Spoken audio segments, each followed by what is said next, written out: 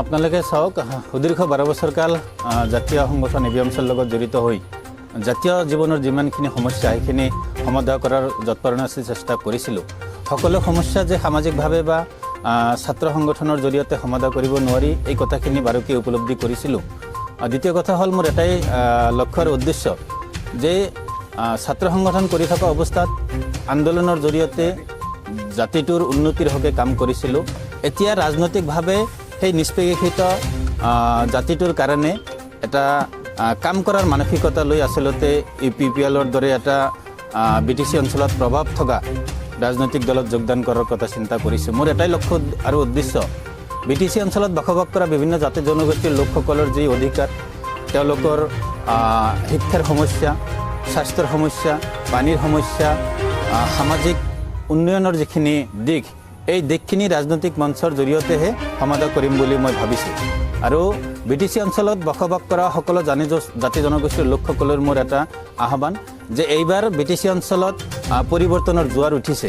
এই জোৱাৰত আপোনালোকে উঠি বাঢ়ি আহি UPPL দলত আপোনালোকে সহযোগ কৰাৰ কাৰণে মই আহ্বান জনাইছোঁ।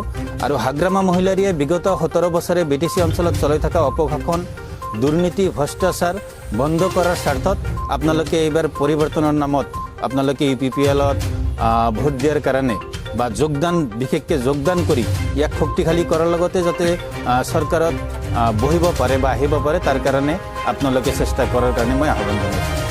আপুনি আজি কোন দলত ওলাই আহিছে? BTC অঞ্চলৰ এক বলিষ্ঠ যিটো ৰাজনৈতিক মঞ্চ UPPLত যোগদান কৰাৰ কাৰণে মই চিন্তা চৰ্চা কৰিছোঁ। মোৰ লগত আহিছে আমাৰ ABMCৰ এডভাইজাৰ মুজিবুৰ ৰহমান ডাঙৰীয়া, আমাৰ প্ৰাক্তন উপসভাপতি প্ৰাক্তন সাধাৰণ সম্পাদক মুজিব আলী আহমেদ ডাঙৰীয়া, আমাৰ ABMCৰ কেন্দ্ৰীয় কমিটিৰ প্ৰচাৰ সম্পাদক আফজল আলী ডাঙৰীয়া, আমাৰ তামোলপুৰ জিলা সমিতিৰ প্ৰাক্তন প্ৰচাৰ সম্পাদক জহুৰুদ্দিন আলী ডাঙৰীয়া।